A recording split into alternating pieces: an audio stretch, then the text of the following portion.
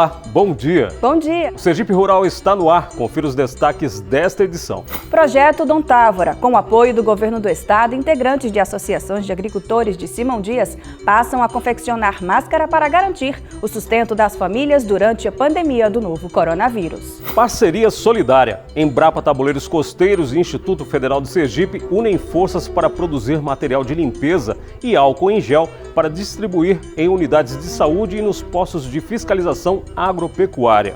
Revitalização ambiental. 2 anos após a primeira visita ao açude da Marcela em Itabaiana, nossos repórteres voltam ao local e constatam que o projeto de reflorestamento surtiu efeito com a recuperação das matas ciliares da bacia do Rio Sergipe.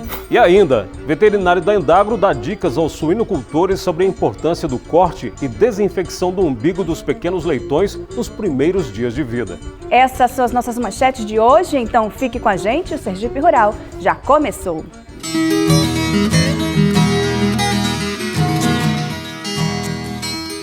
Integrantes de associações de agricultores do município de Simão Dias, no sul do estado, arregaçaram as mangas para garantir a renda das famílias durante o período de pandemia da Covid-19. Com o apoio do Governo do Estado, através do Projeto Dom Távora, eles mudaram foco e passaram a confeccionar máscaras de proteção, utilizadas para evitar a propagação do novo coronavírus. A reportagem é de Patrícia Dantas e Jorge Henrique. O grupo de costureiras dos povoados Rua do Fogo e Apertado de Pedras em Simão Dias foram apoiadas pelo Governo do Estado através do Dom Távora. O investimento nas localidades ampliou a capacidade produtiva com a aquisição de máquinas, matéria-prima e equipamentos para atividade de corte e costura. Para auxiliar no combate à pandemia do coronavírus, a higienização das mãos e o uso de máscaras são fundamentais. E foi dessa forma, confeccionando máscaras, que os beneficiários do programa Dom Távora encontraram para obter mais renda. Elisângela estava nas primeiras aulas de corte e costura quando precisou parar por conta da pandemia. Mais um pouco que aprendeu e buscando novos conhecimentos, conseguiu iniciar a produção de máscaras de proteção. Comecei a confeccionar as máscaras, era R$5, aí como muita gente começou a confeccionar as máscaras, aí diminuiu bastante o valor, aí ficou 3 por R$10. Era uma renda que nós não esperávamos, mas ajudou e muito, porque teve muita venda e também incentivou mais gente a fazer máscara para ter uma renda dentro de casa. As máscaras são confeccionadas dentro das especificações recomendadas pelo Ministério da Saúde. No povoado Apertado de Pedras, são 5 mulheres que se dedicam à confecção de máscaras de pano. A Aline e as outras costureiras e costureiros já dispõem de experiência e capacidade para produzir de modo artesanal as máscaras de proteção, que tanto a sociedade está necessitando. As máscaras são feitas com tecido de algodão em dupla camada e entregues em sacolas plásticas individuais. As vendas acontecem principalmente pelas redes sociais. Eu vendo para várias pessoas. Eu já tinha clientes que eu vendia cama, mesa e banho. Através delas, elas começaram a me pedir bastante para que eu fizesse as máscaras de tecido. Comecei a fazer. Postei na internet e alguns clientes começaram a compartilhar. Uma blogueira postou, através dela também surgiram muitas encomendas. E os clientes que eu fui fazendo as máscaras foram recomendando, ligavam para a rádio me recomendando, postava na internet, compartilhava. Foi assim. E por ser muita procura agora dessas máscaras, está me ajudando bastante. João Batista já confeccionava artigos de decoração com a esposa Isabel e também recebeu o incentivo do Governo do Estado através do Dom Távora. E enquanto as vendas não voltam à normalidade, eles trabalham juntos na produção de máscaras de proteção. A gente entendeu que a única maneira para conseguir uma fonte de renda extra poderia ser fabricando e confeccionando as máscaras. Então a gente começou a confeccionar aqui, divulgamos no WhatsApp, no Facebook e através desse meio de comunicação a gente tem conseguido realizar algumas vendas para complementar a nossa renda. Essas associações representam quase metade dos planos de investimento produtivos voltados para atividades de corte e costura e artesanato do projeto Dom Távora, que tem por objetivo promover o desenvolvimento rural, financiando planos de negócios para associações e cooperativas de agricultores familiares. E por conta da pandemia, as associações já estão se articulando entre si para aumentar a produção de máscaras de tecido de proteção respiratória. A associação ficou muito feliz porque é uma renda extra, a gente está de quarentena, a gente não está saindo de casa e a gente sabe que está difícil hoje o comércio. O João mesmo ele não está vendendo na feira, o que ele está vendendo é via WhatsApp. A gente sabe que ficou um pouco difícil para ele e para os demais que vendem também, fabrica e vende. Então a fabricação de máscaras trouxe para a gente uma oportunidade de ganhar um extra e poder assim suprir a necessidade que a gente tem. Houve um convite por parte do pessoal do FIDA para a gente fazer uma licitação. Só que eu disse ao pessoal quando ligou que a gente participaria, que teria que ser 3 associações para participar da licitação e uma seria, acho que é de Tobias, se não me falha a memória, foi a que ganhou essa licitação. E eu falei até com a Aline que a gente vai confeccionar junto com eles. Eles vão fazer uma demanda de não sei quantos mil de máscara, que é para o estado, e a gente vai trabalhar junto com eles. A gente vai confeccionar, dar higienizadazinha na bolsa e passar para eles. Então, junto com outra associação.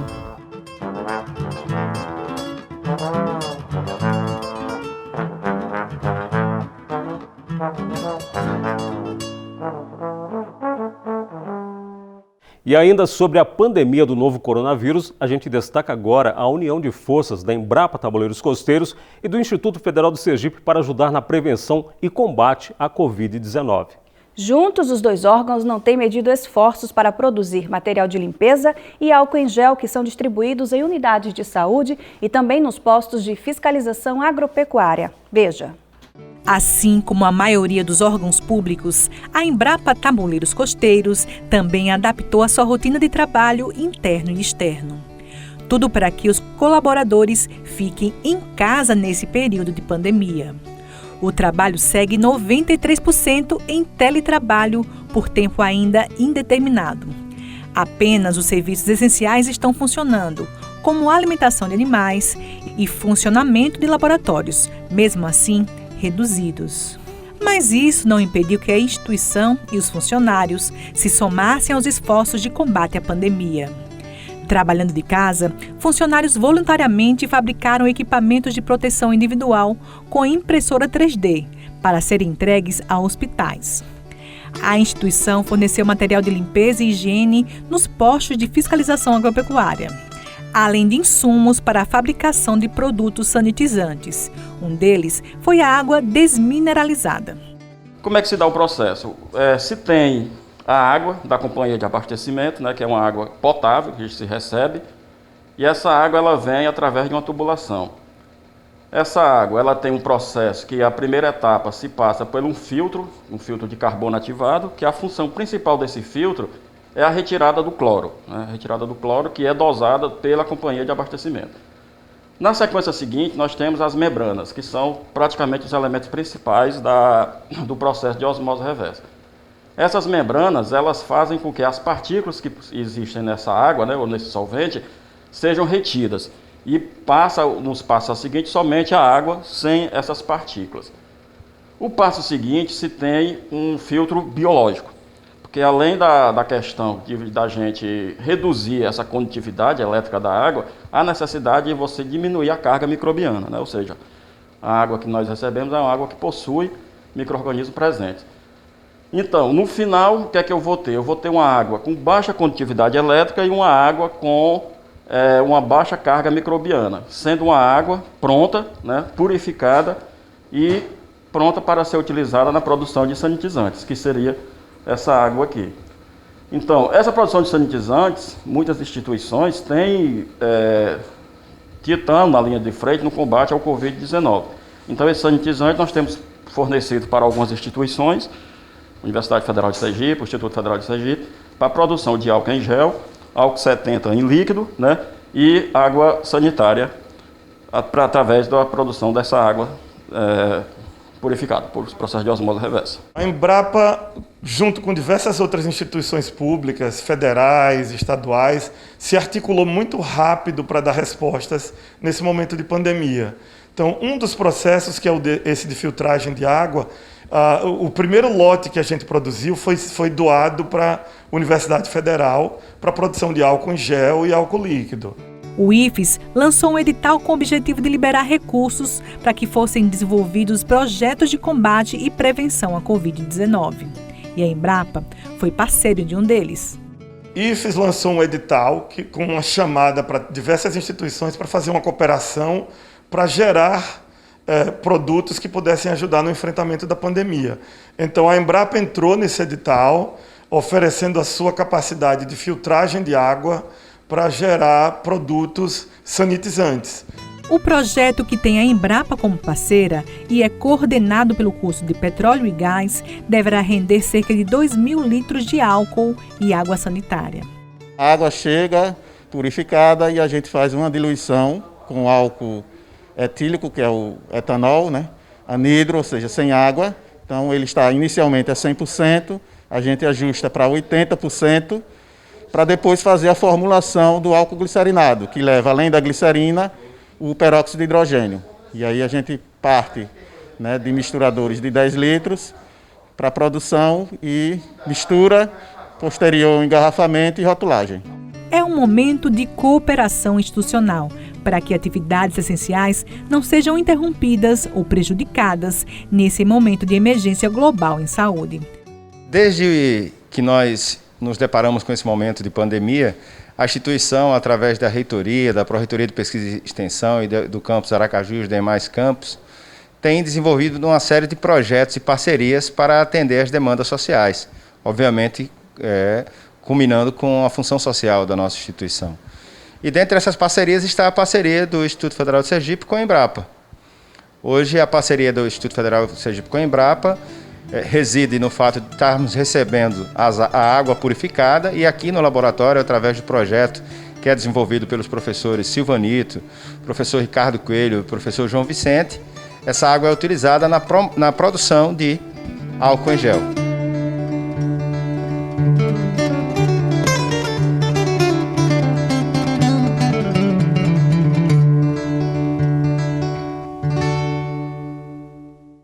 A seguir, quase 2 anos após a primeira visita, nossos repórteres voltam ao açude da Marcela, em Itabaiana, e constatam que o investimento do governo do estado na recuperação das matas ciliares da região já surtiram efeito positivo no reflorestamento. Não saia daí, o Sergipe Rural volta já.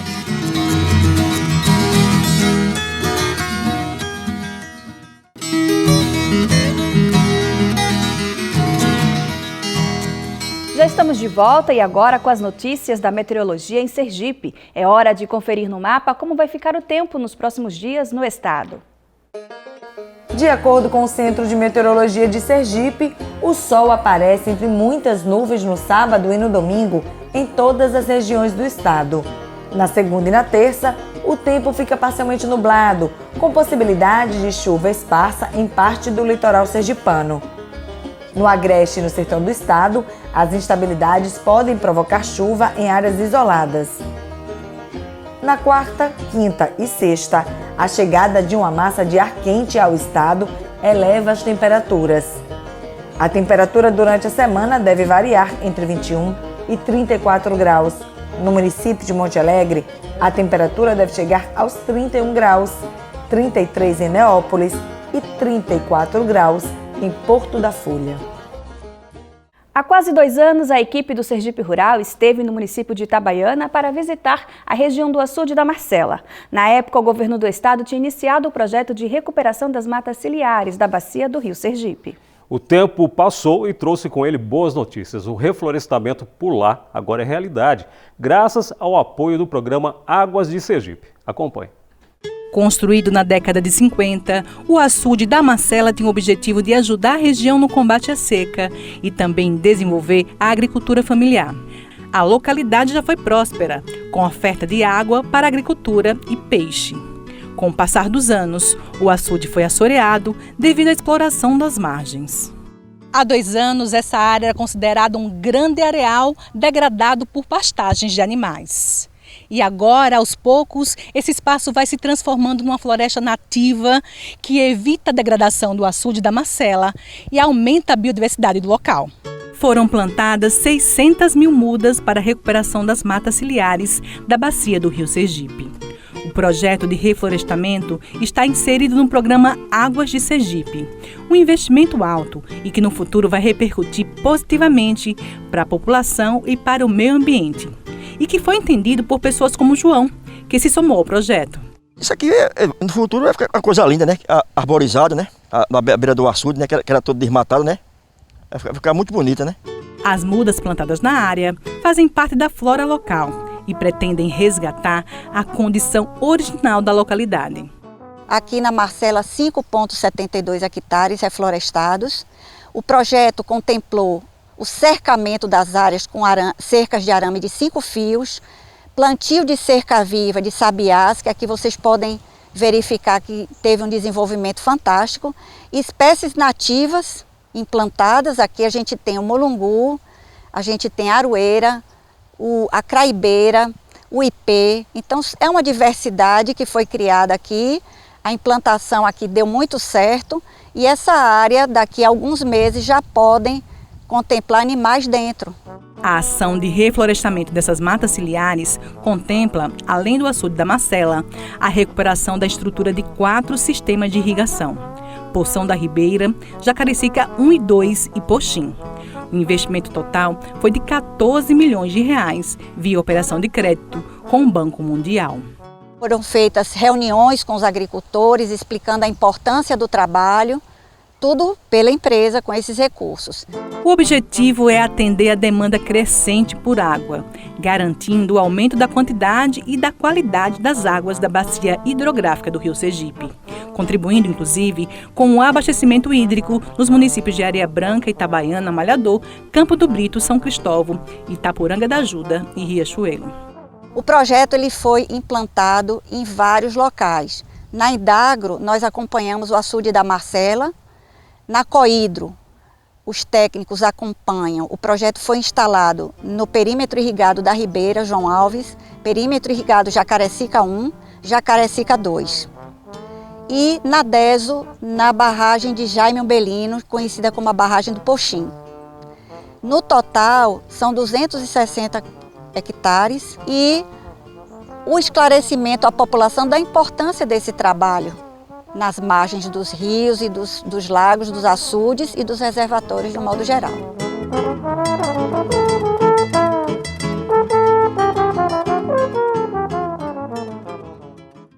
Em instantes, vamos destacar os cuidados que os criadores de suínos devem tomar com o corte da desinfecção do umbigo dos pequenos leitões.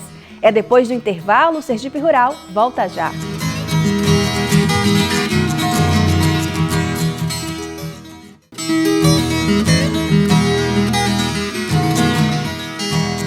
O corte e a desinfecção do umbigo dos pequenos leitões são procedimentos fundamentais para a saúde dos animais que vão refletir até a fase adulta. Em entrevista, a repórter Ingrid Colasso, o veterinário da Indagro, Marcos Franco, falou sobre os procedimentos. Acompanhe. A técnica para a cura e desinfecção do umbigo nas primeiras horas dos filhotes de suínos deve ser feita com bastante cautela, a fim de evitar, assim, uma contaminação e, consequentemente, a perda do animal. E para nos dar mais informações a respeito de como deve ser feito esse corte, nós conversamos agora com o médico veterinário Marcos Franco. Doutor Marcos, muito bom dia. Primeiro me fala como deve ser feito, qual é o passo a passo para a realização desse corte no filhotinho de suíno. A cura do umbigo é feita nas primeiras 2 horas de vida do animal. Deve-se cortar 3 centímetros, deixar um cotoco de 3 centímetros do umbigo, colocar iodo diariamente para o quê? Para que a cicatrização ocorra mais rapidamente e o animal tenha sua saúde garantida para o futuro. Portanto, é uma prática veterinária de importância vital para o quê? Para a saúde do animal. Quanto mais rápido fizer a cura do umbigo, mais protegido terá seus animais contra as doenças. E isso é uma prática que deve ser feita por todos os criadores para o quê? Para que não tome prejuízo e isso não deseja para ninguém. No momento que se faz esse corte, é preciso que o ambiente onde o animal nasce ele esteja realmente limpo.